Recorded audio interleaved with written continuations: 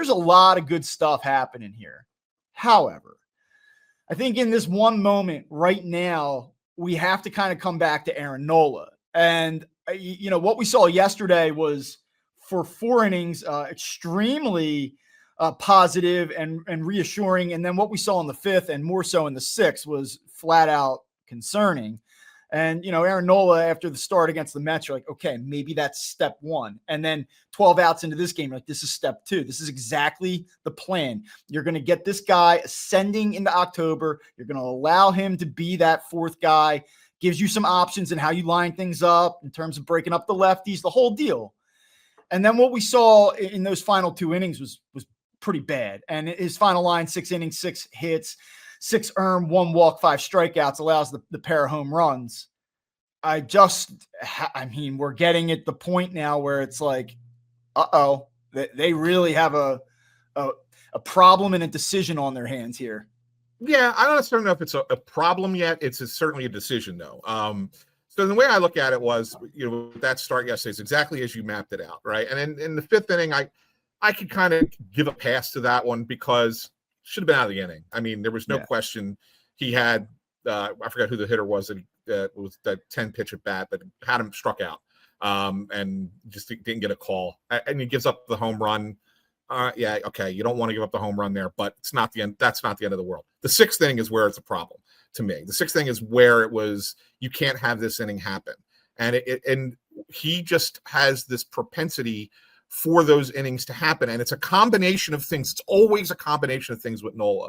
Like, where something happens and you get to sit there and go, well, that's unfortunate. Maybe not necessarily his fault, but he then cannot control, like, shut it down after that point, right? And that's where he runs into his issues.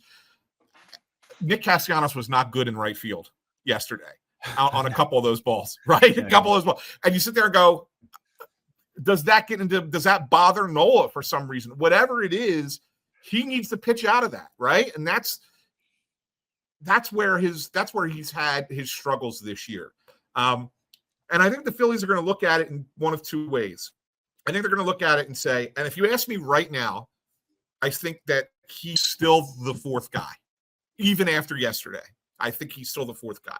And I think that they're going to look at it and say, he had a stretch of 10 innings where he was scoreless there, right? And against 2, pretty good lineups in a sense, right? Mets and Royals. And there's been some real positive things happening. Then they're also going to sit there and go, but he needs to show more of that over these last 3 starts. Otherwise, then we'll make a decision. Like, I don't think they're there yet. I don't think they're at the point where it's like we're out on Nola, because I think that they're going to give him every start he has left. And I think he's got 3 left. 2 or 3 left. What's he got left? Well, he'll pitch in Arizona this weekend, and then he would pitch the following weekend. Well, it depends on how they're going to do this. It's probably going to be 2. It depends on how they break. In all honesty, they may, depends on where they clinch, what they're doing. Are they still chasing the Brewers? Because if you have 13 games left, he would pitch games 4 and 9 and probably wouldn't have to pitch. It just depends on what they want to do with the built-in off days and all. Do they say we need to see it one more time? Let's push it.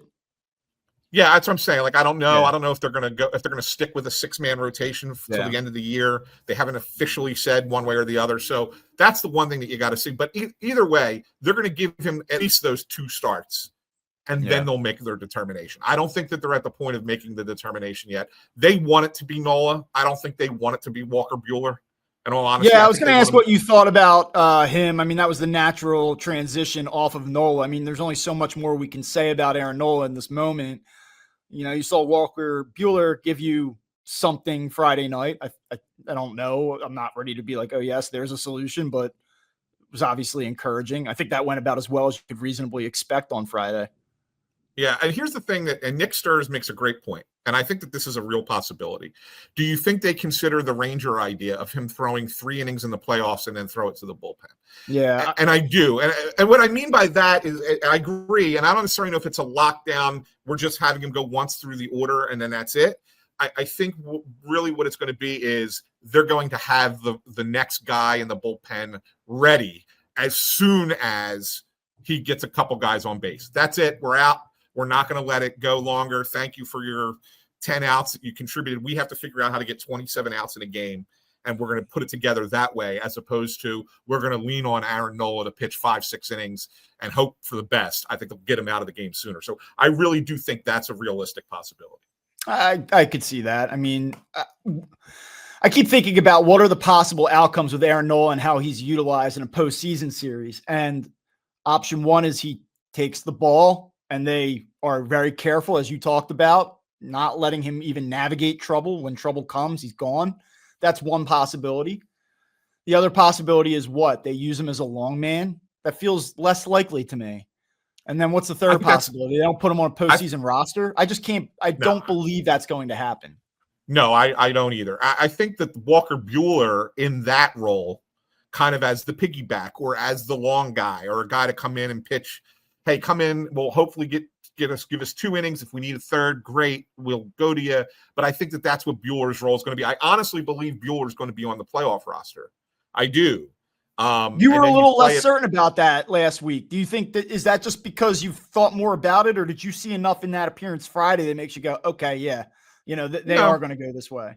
No, I kind of just look at, let's put the bullpen together for a second, Bob. You have 13 pitchers, probably 13. You might go 12 in the best of 5 division series and have an extra bat. That's a possibility. So you might only need 12 for the division series. But let's think of it in terms of a 7-game series, whether it's the NLCS or the World Series. You're going to have 13 pitchers, right? So you're going to carry the 4 starters for sure, the 3 lefties, and Nola's going to be on the playoff roster in whatever role he's in. He's going to be on the playoff roster. They're not going to leave Aaron Nola off the playoff roster. I promise you that, okay? So there's 4. Now you go to the bullpen, right? Now you got Duran, Strom, Robertson, Kerkering, and Banks are locks, okay? So there's 9. You now have to fill 4 more spots. You got Taijuan Walker. Okay, maybe he's the emergency guy. Maybe, whatever. All right. You got Walker Buehler in a very similar role, but with playoff experience. And then you got guys like Max Lazar. Mays is probably going to be on there too. I forgot to include Mays. So Mays is probably one of them. But so you've got 3 spots. Lazar, Lou Trevino. Like, this is what you're thinking. Like, these are your possibilities. When you really boil it down, would you rather those guys or would you rather Walker Buehler? And I think they're going to go Walker Buehler.